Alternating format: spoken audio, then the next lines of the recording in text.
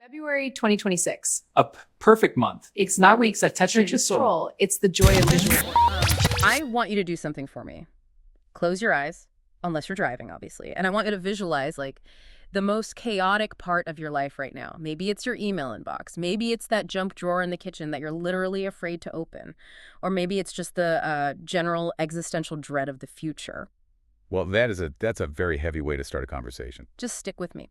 Now imagine you pick up your phone. Yeah. You open your calendar app, you scroll past the mess of today, past the confusion of next year, and you land on February 2026.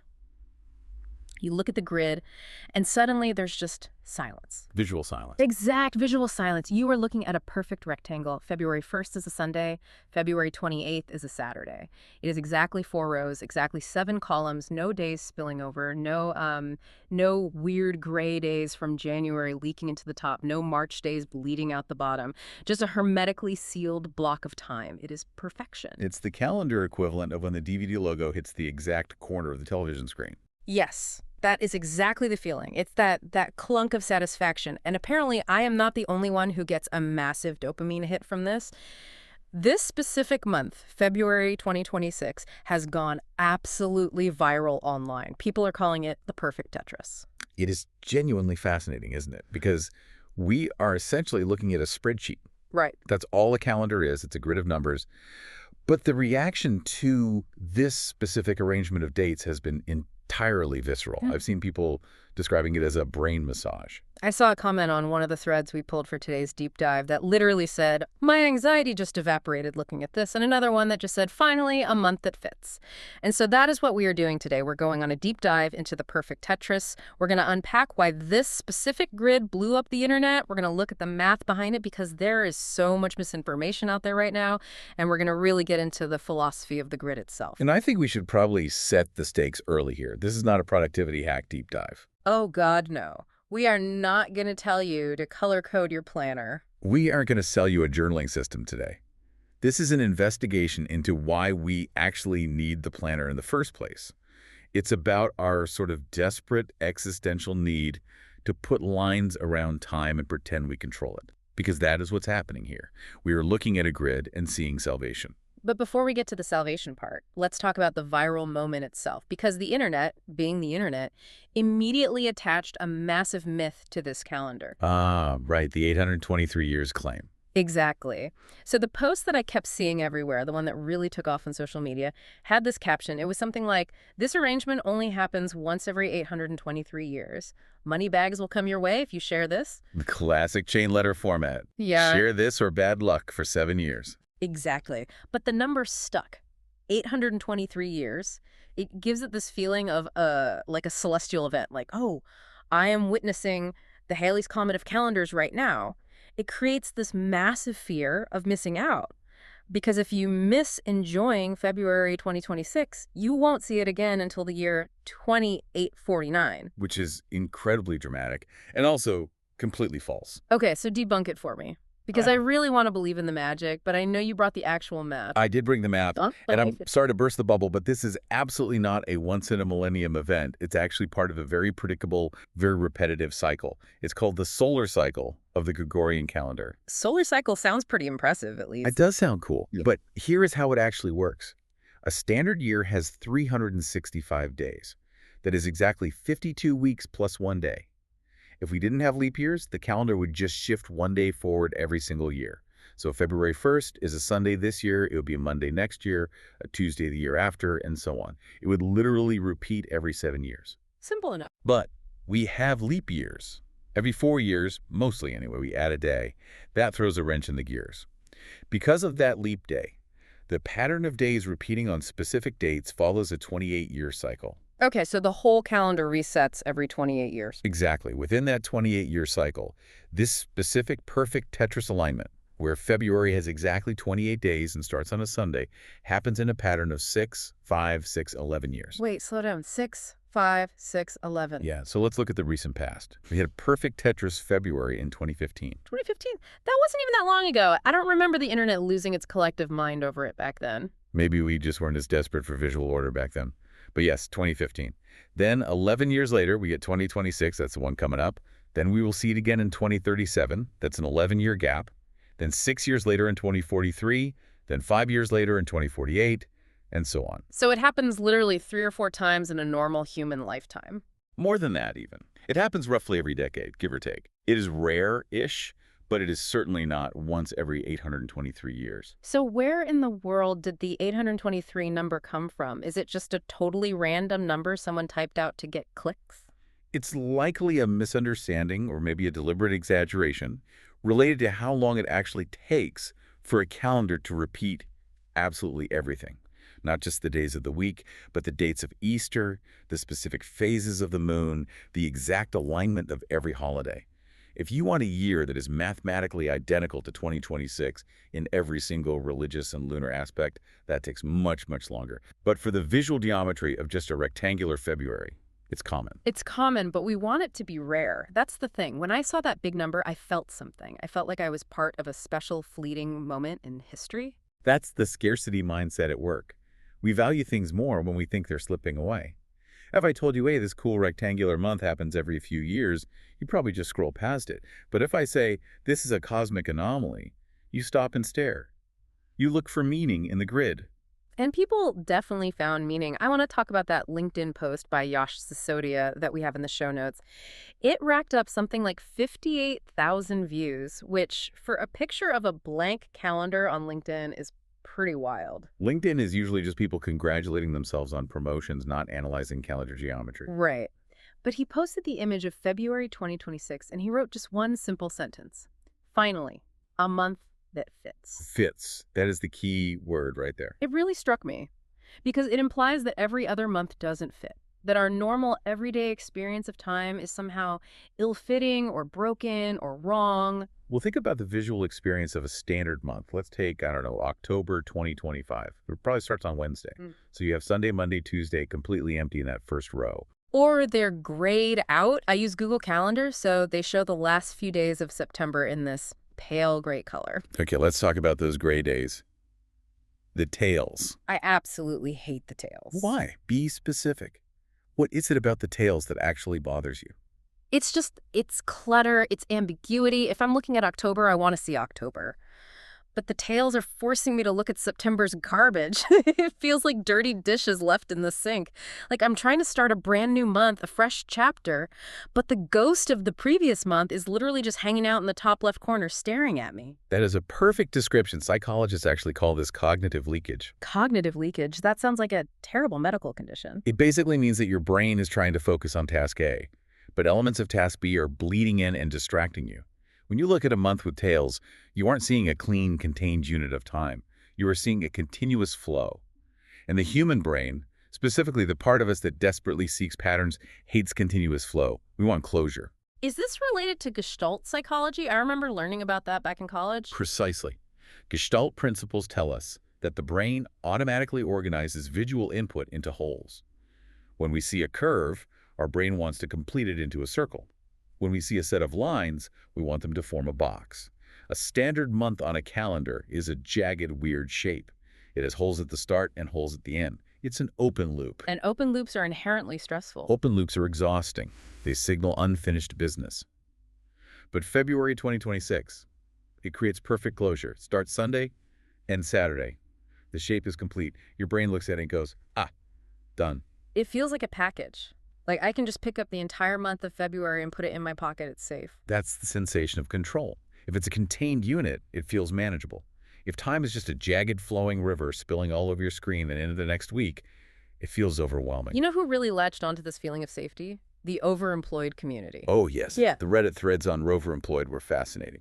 For those who don't know, this is a community of people who work multiple full-time remote jobs simultaneously, usually without their bosses knowing about each other. Which is a logistical tightrope walk of epic proportions. They live in a state of constant scheduling anxiety, juggling conflicting Zoom calls, managing 2 or 3 different Outlook calendars on different laptops. For them, the calendar is the ultimate enemy. It's a literal minefield where one wrong move blows up their entire cover. So when they look at February 2026... They called it visual silence. Yeah. They said it looks like a fortress because the boundaries are absolute. Nothing sneaking in from January, nothing leaking out to March. It looks defensible. That is a very powerful image. A defensible month. In a life defined by chaos and the constant threat of discovery, this gray offers a moment of safety. It's a safe room in time. But, and here's where the story gets really funny to me, this safe room only actually works if you are in a specific part of the house.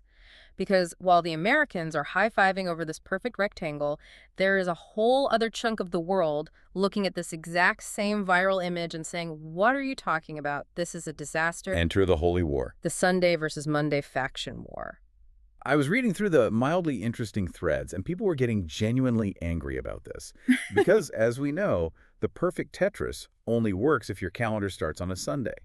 Which is the standard in the US, Canada, Japan, and a few other places. Sunday is that far left column. Correct.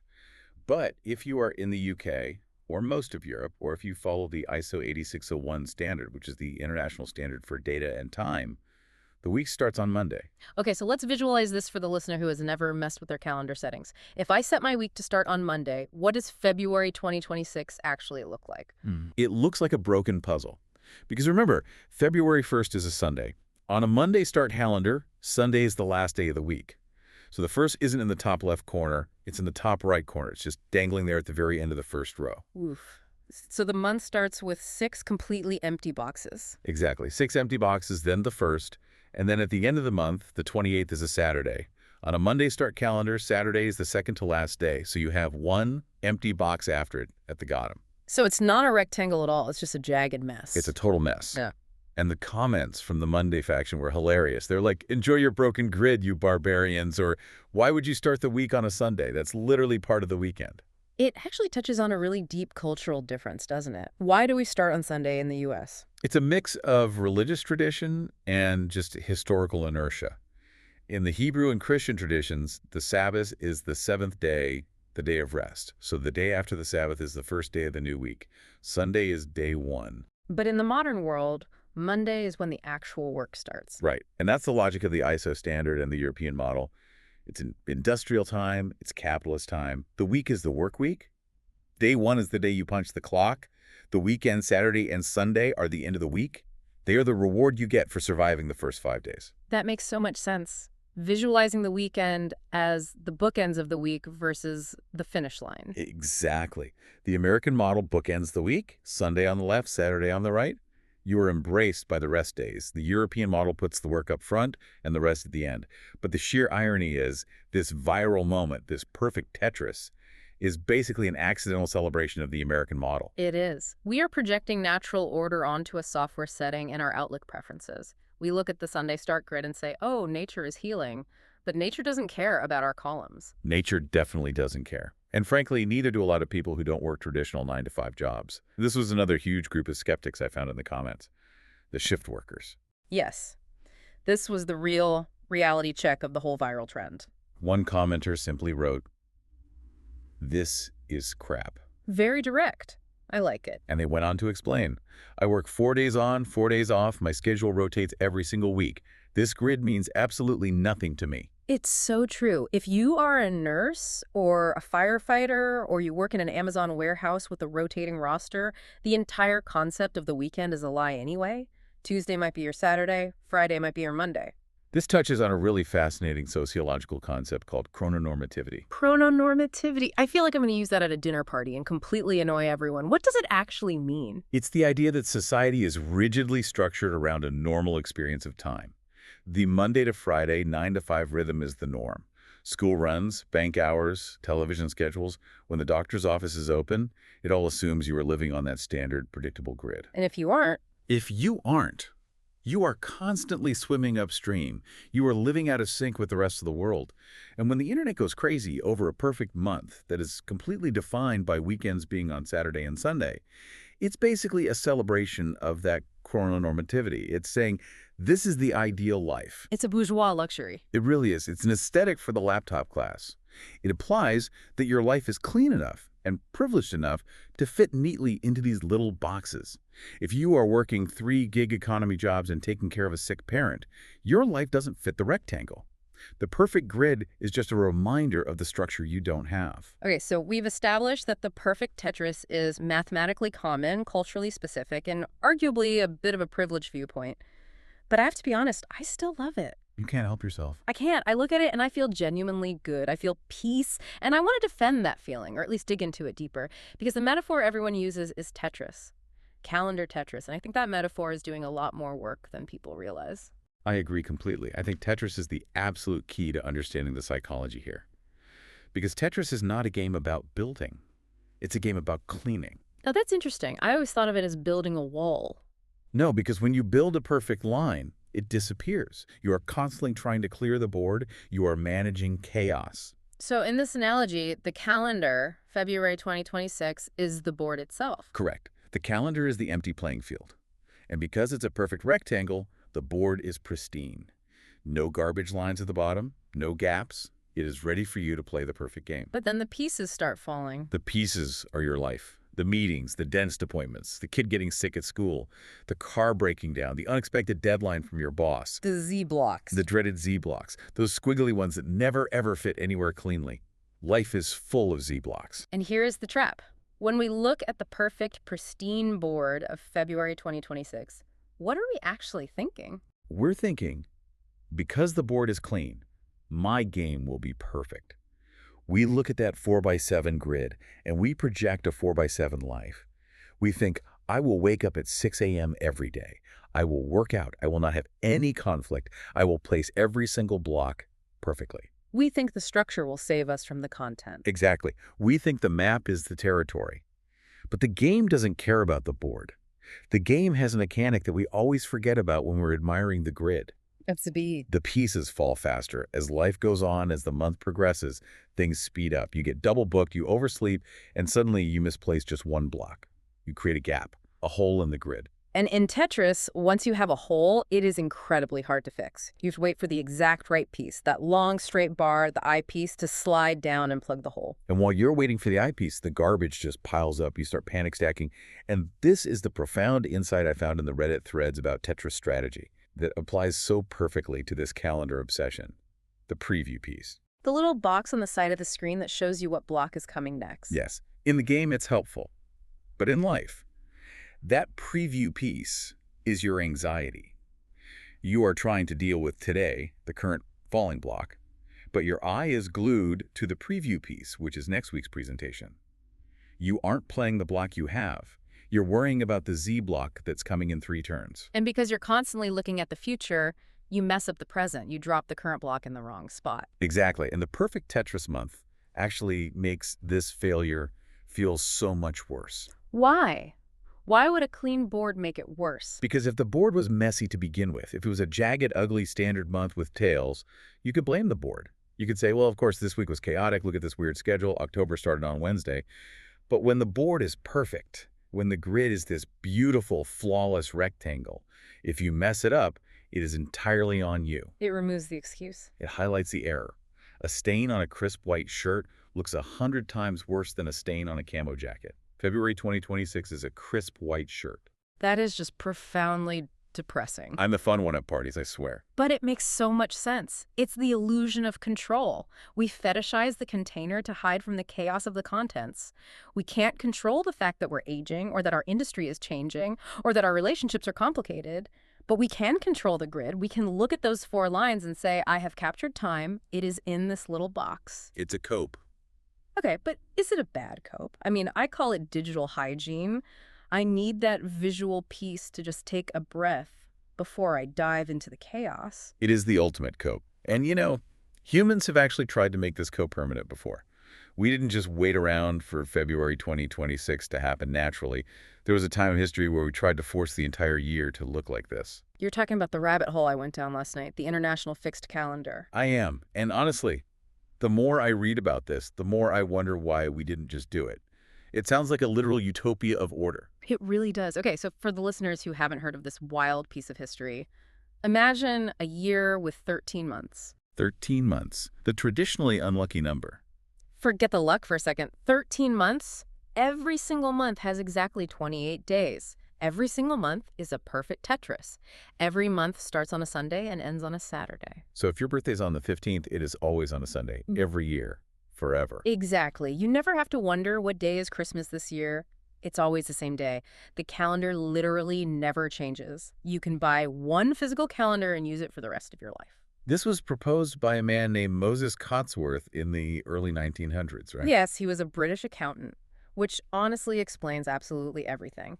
He looked at the Gregorian calendar, our current messy system of 28 days, 30 days, 31 days, random leap years, and he was deeply offended by the inefficiency of it. He wanted to audit time itself. And he solved it with the 13th month. But where did he put it? He inserted it right between June and July. He called it Sol, S-O-L, because it falls right in the middle of the summer solstice. I'll see you in the middle of Sol. It sounds like dialogue from a sci-fi novel. It does. But here's the crazy part. This wasn't just some fringe theory. A major global corporation actually adopted this calendar.